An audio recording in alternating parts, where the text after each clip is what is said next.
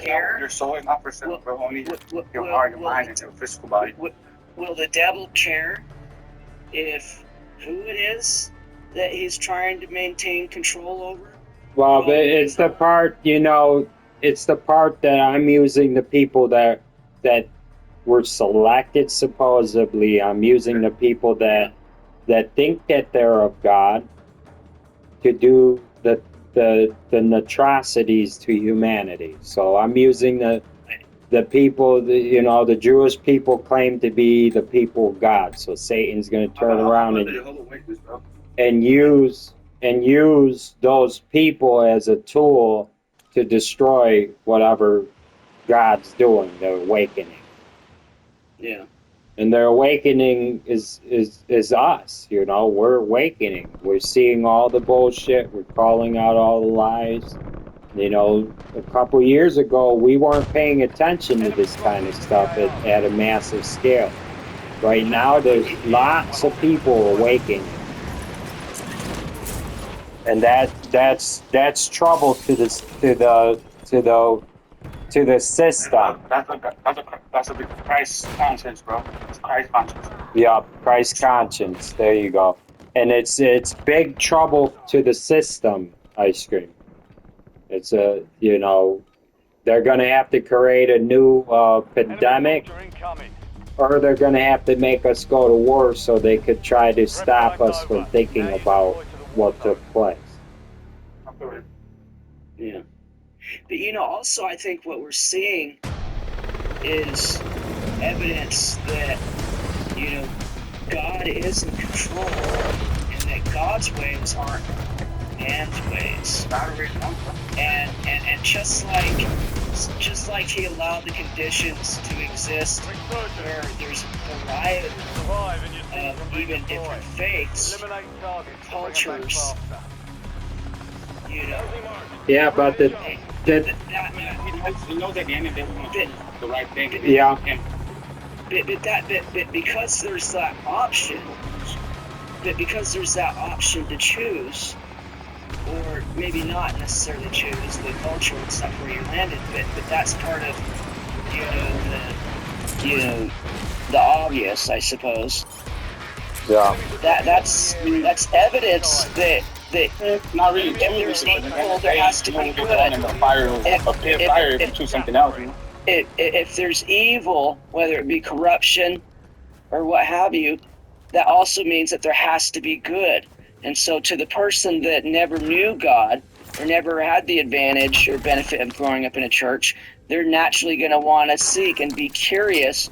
Well, what does all this mean? What is it, nonsense? Well, I want to start my journey towards understanding God, and what we're seeing is, the same questions, the same or temptations, the opposition or the opposing force influencing the hearts and minds of men. Yeah, well, and that's crazy because it's just every force has an opposite force, and that's right. There has to be balance, yin and yang, because God's ways aren't man's ways. And there's a certain way that He teaches us.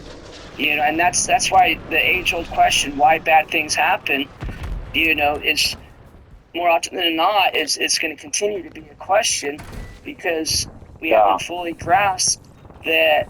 Well, right now right now it's yin and yang, but there's coming a day that God's gonna get rid of yin and yang, and it's just gonna be positive. Exactly, he's gonna overpower the whole thing. He's gonna overpower the whole mechanism because that's for us humans. We can't do that, Yeah. We can't do nothing like that. It's just everything good has evil, everything evil has good, everything has the opposite of it. For him to do that is gonna just change everything, like the whole world is gonna change when that happens. But that's when we reach the God conscience, Christ conscience. Well, the conscience is here, Jesus laid the foundation, how to tap into that. He told us how the kingdom's gonna be here. And if people listen gotta change for the best. Yeah, if people listen, the kingdom of heaven would be here already. because we are the kingdom of heaven. It says the kingdom is in a man. We're not looking at the earth and saying, "Earth, be thy kingdom." No, God says, "You be my vessel. You be my kingdom bringer." You know, not the earth bring the kingdom, but you bring the kingdom.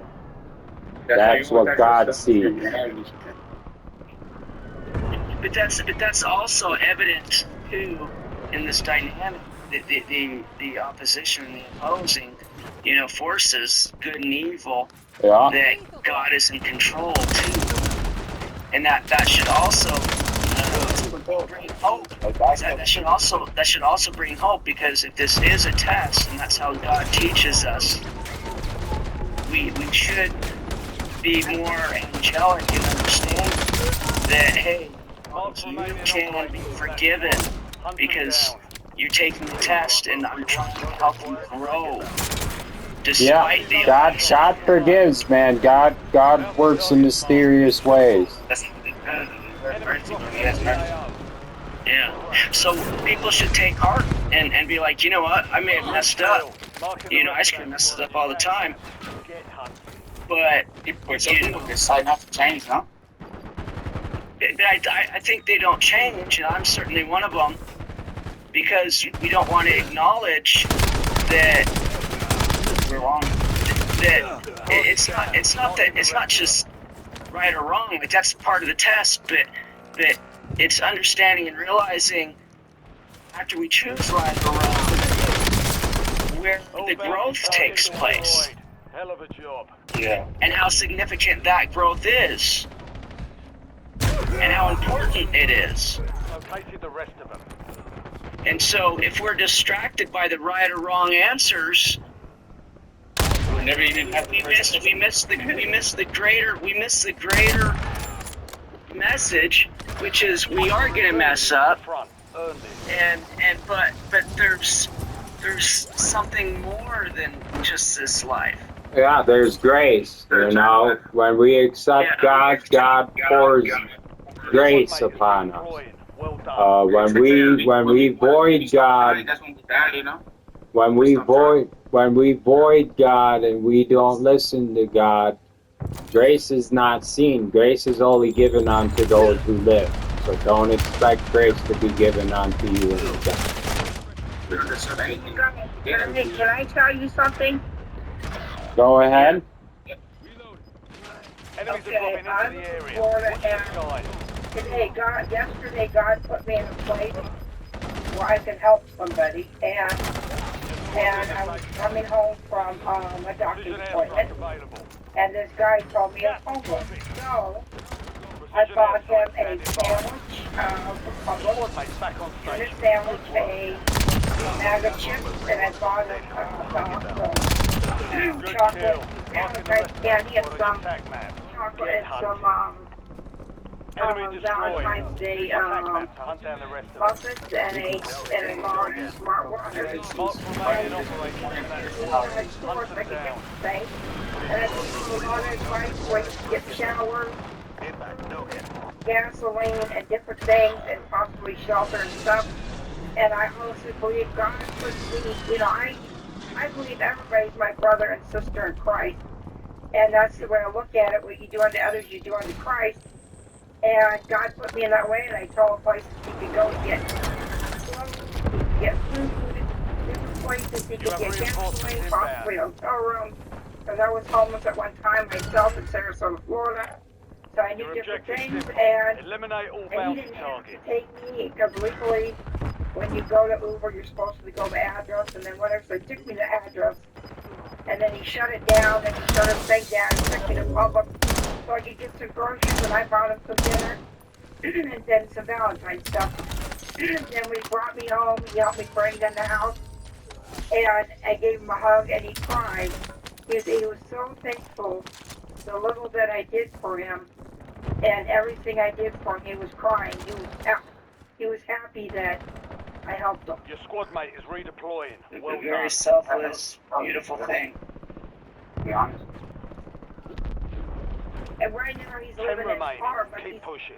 going for training, and he's trying to get a job where he's going to be delivering Enemy dropping into the patients to AR. different, doctor's appointments. So he's working on, and right now he's doing over because right now he's living in his car, and he's staying at a rest place. But he didn't have to open up to me like that. But when I have the opportunity, I think somebody's open, and I told them, and to help them out. And that was my opportunity. And anytime I get a chance, I think somebody's open, and I have that, because I believe God put me in here for a reason. So like if I need to listen to people's problems, or if I can help somebody out, I've even given people that are homeless in my house and stole from me. I've done that before. I've given people my last $. I've given people that are on the street begging for food or money. And I gave this one guy my last $5 a while back ago. He says, thank you. I gave him some food. He said, this will be my lunch tomorrow, and I'm starting a new job the next day. So every little thing you do for somebody, they appreciate it. And I don't do it just to be praised or get the glory for it. I do it to help people because I believe what you do unto others, you do unto Christ. And I believe everybody's my brother and sister in Christ. And God put me there for a reason for that guy that I honestly believe he put me there for that reason to help that guy out. I believe that was a small act of kindness to where you specifically were chosen in that point in time to help that individual. And he took your misfortunes in the past and your experience in homelessness and turned that around. Not only blessed you, but blessed that person.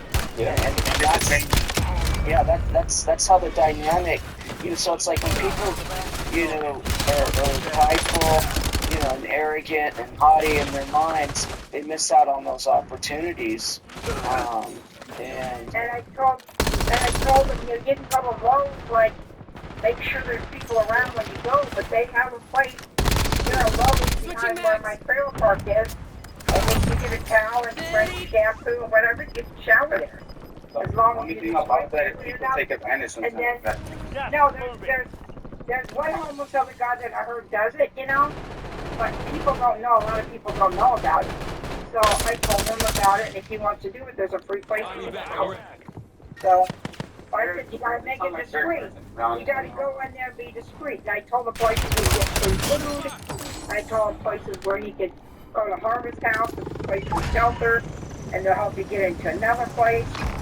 And, I told different places, a lot of places you can get help. You use the light and darkness, that's what it was. You use the dark places for it.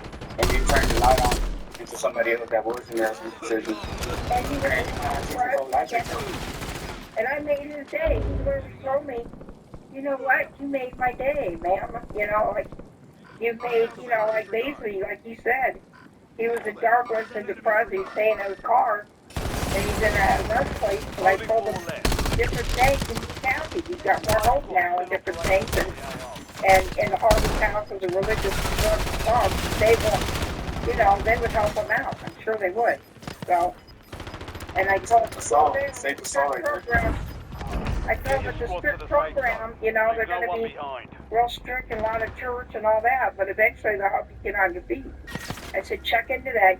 You probably would get a bed and you have a job that's already set up. So, contract complete. So he took all these advice. Family members do that stuff too sometimes, They don't even do his own family turned to get them. His sister has a room that, her cousins or her nephews and nieces don't come down till the summer. She could help out. Another time he helped her out, and they used them, when the hurricane came. He helped them with the dogs and whatever, or the dogs. And people take advantage of people sometimes. But I told them, if you're hungry, just go to the restaurant, ask the manager. If you're hungry, ask them. Somebody will give you food. If they don't, you go to somebody else. Somebody will help you. Somebody will say, yes. Got gone to Taco Bell and just take me a taco and a drink. Other places I've gone to, they gave me tickets. And at one time when I was homeless in California, this guy, this Christian guy, I'm not going to give you money because he knows there's a lot of people out here drinking and do drugs.